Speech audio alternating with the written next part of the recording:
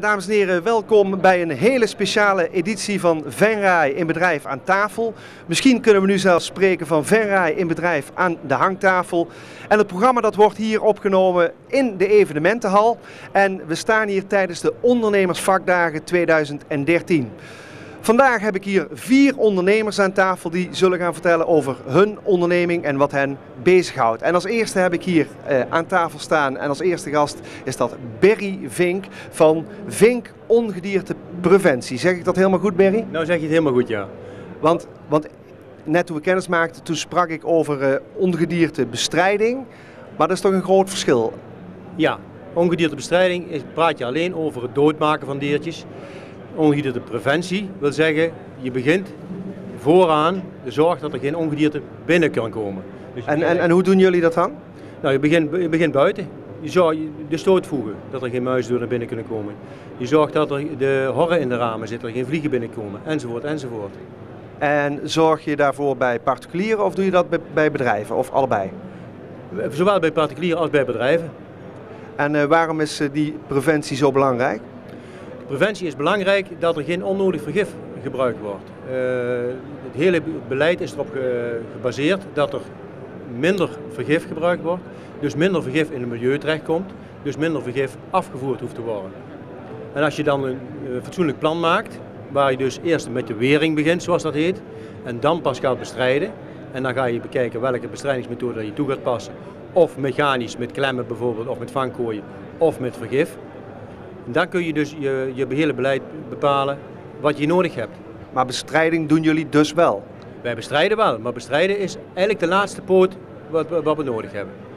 Heel even, ik heb het een paar jaar geleden al met je mogen praten en ik weet dat jij enorm veel respect hebt voor de zwarte rat. Kun je daar eens wat meer over vertellen? Waarom is die zo bijzonder? Nou, de zwarte rat is een beest wat nadenkt. Je hebt bruine rat, huismuis. Als je daar aan werk doet, zorg dat de beesten niet binnen kunnen komen, dat je plaatst vergif, je plaatst klemmen, kun je de hele zaak wegvangen, oplossen. De zwarte rat is een ander verhaal. Dat is een beest die denkt na, die komt binnen, die leeft op plaatsen waar je eigenlijk geen rat of muis verwacht. Op zolders, maar ook bijvoorbeeld bij de varkensstallen in de put. En de put is eigenlijk alleen maar plaats voor muizen. Maar de zwarte rat heb ik ook meegemaakt dat ze zich daar ophouden. Je probeert ze te vangen met klemmen. Ze denken na om niet in die klem te lopen. Heb je daar een voorbeeld van, dat je weet dat ze nadenken? Ja, nou een heel mooi voorbeeld is dat bij een klant van mij, die kwam s'avonds in een cel in de varkensstal. Daar hadden we een bepaalde route bepaald waar de ratten heen liepen. Dus vanaf de voerbak, voersilo, weg naar het plafond. Die woonden dus op het plafond. Hadden we klemmen neergezet en die man die komt s'avonds in die cel, maakt het licht aan. Er zitten 3 ratten er in de voerbak. 1 vliegt naar beneden de put in, waar die niet thuis hoort. De tweede vliegt naar boven, komt bij de klemmen uit die geplaatst zijn. Denkt van, klem, niet de best, gaan terug. En de derde die komt, vliegt over die tweede heen, komt bij die klemmen uit, gooit je op zijn rug, tijgert er onder de klemmen door en gaat verder. Dus Berry Vink was voor de gek gehouden door de rat? Ja, op dat moment stond ik behoorlijk in mijn hemd, ja. En hoe heb je ze uiteindelijk toch gevangen dan? Met een ander soort vergif, een andere soort lokazen zijn we toen gaan werken en andere werkzame stof.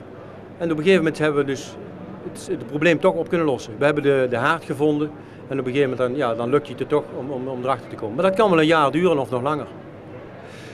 Behalve ratten en muizen richt je ook op houtworm en boktor. Kun je er wat meer over vertellen? Ja, houtworm en boktor is een aparte poot binnen ons bedrijf.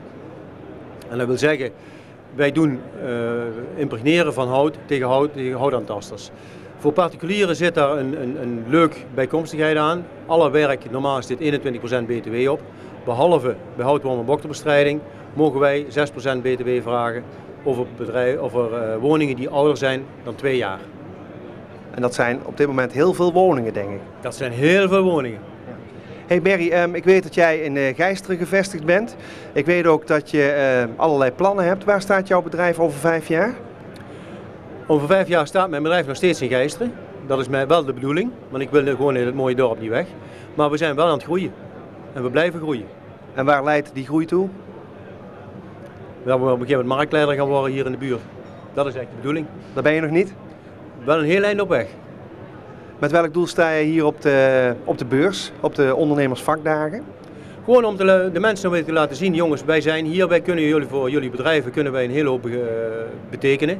Wij kunnen bestrijdingsplannen opstellen, we kunnen weringsplannen opstellen enzovoort. En daardoor kan een bedrijf zich weer goed manifesteren naar zijn eigen klanten toe, in verband ook met bijvoorbeeld met voedselveiligheid enzovoort. Heel veel plezier de komende dagen en ik hoop dat je veel aanloop hebt. Mag ik jou heel hartelijk bedanken voor dit gesprek. Dankjewel. Graag gedaan. Dames en heren, Berry Vink.